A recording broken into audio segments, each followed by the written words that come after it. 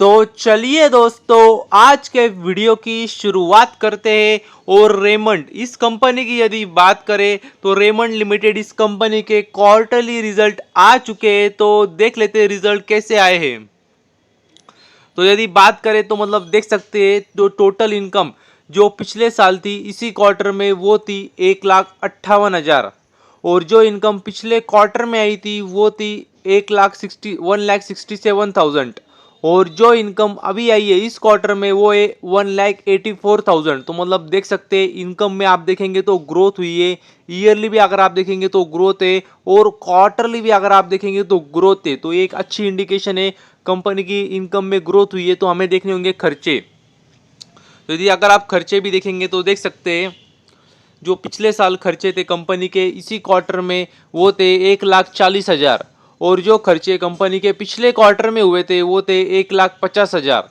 और जो खर्चे कंपनी के अभी हुए इस क्वार्टर में वो है 1,63,000, मतलब 1,63,000। तो मतलब देख सकते खर्चे भी कंपनी के बड़े ईयरली भी क्वार्टरली भी, जैसे कंपनी की इनकम बढ़ी थी। तो हमें देखने होंगे कंपनी का प्रॉफिट। तो प्रॉफिट कितना है कंपनी का। तो यदि अगर आप नेट प्रॉफिट देखेंगे, प्रॉफिट फॉर द पीरियड, तो देख सकते हैं अगर आप ईयरली देखें पिछले साल जो प्रॉफिट था इसी क्वार्टर में वो था 8,270। और जो प्रॉफिट कंपनी का पिछले क्वार्टर में आया था वो था 12,700। और जो प्रॉफिट कंपनी का अभी आया है इस क्वार्टर में वो देख सकते हैं 18,100। तो मतलब क्लियर कट नजर आ रहा है। अगर आप ईयरली देखेंगे तो मैसिव ग्रोथ नजर आ रही है कंपनी के प्रॉफिट में, मतलब दुगना हो चुका है प्रॉफिट कंपनी का ईयरली। और क्वार्टरली भी आप देखेंगे तो अच्छी खासी हेल्दी ग्रोथ नजर आ रही है। मतलब अराउंड अगर आप देखेंगे तो मतलब देख सकते हैं 50% की ग्रोथ नजर आ रही है क्वार्टरली भी। तो मतलब कह सकते हैं काफी अच्छे रिजल्ट लग रहे हैं कंपनी के। इनकम भी बढ़ी थी, कंपनी का प्रॉफिट भी बढ़ा है। और यदि अगर आप देखेंगे तो कंपनी का ईपीएस भी देखेंगे तो वही नजर आएगा आपको। ईयरली बड़ी जंप है, क्वार्टरली भी जंप है। तो कह सकते हैं काफी बढ़िया बात है।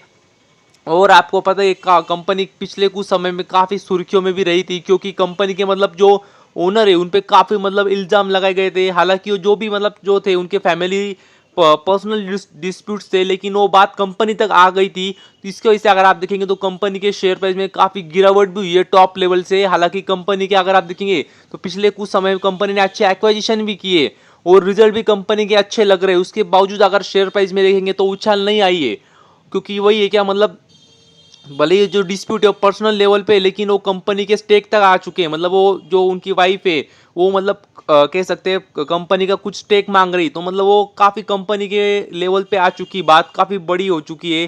तो इसकी वजह से अगर आप देखेंगे तो काफ़ी कंपनी में गिरावट भी देखने को मिली थी। और इतने अच्छे रिजल्ट आने के बावजूद भी अगर आप देखेंगे तो कंपनी के जो शेयर प्राइस है उसमें आपको रिवॉर्ड देखते हुए नहीं मिलेगा। मतलब तो ये बात भी आपको पता चाहिए।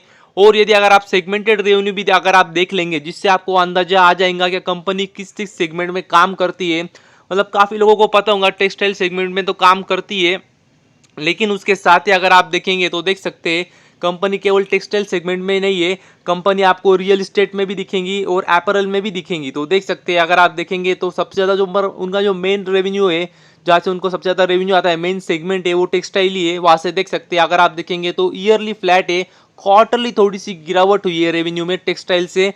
मगर आप एपरल देखेंगे तो देख सकते हैं क्लियर कट ग्रोथ नजर आ रही है ईयरली। और अगर आप रियल एस्टेट भी देखेंगे तो वहां से भी आप देख सकते हैं क्लियर कट ग्रोथ है ईयरली भी क्वार्टरली भी। तो कह सकते हैं काफी अच्छे आंकड़े नजर आ रहे हैं कंपनी के। तो बस अभी के लिए इतना ही। Thank you very much. और भी ऐसे ही वीडियोस देखते रहिए।